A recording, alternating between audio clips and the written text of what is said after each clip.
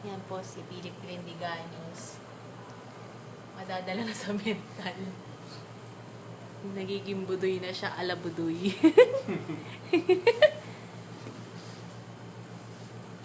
It's all about me, baby. It's all about me. Nababaliw na po niya.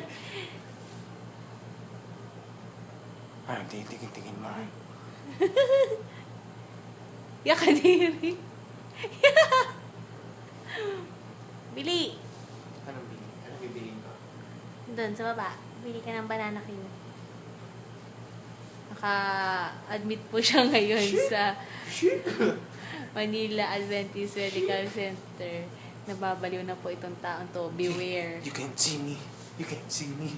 In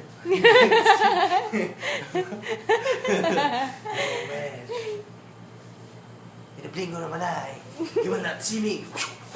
Wow! Parang na. Abay ka na. Bye-bye.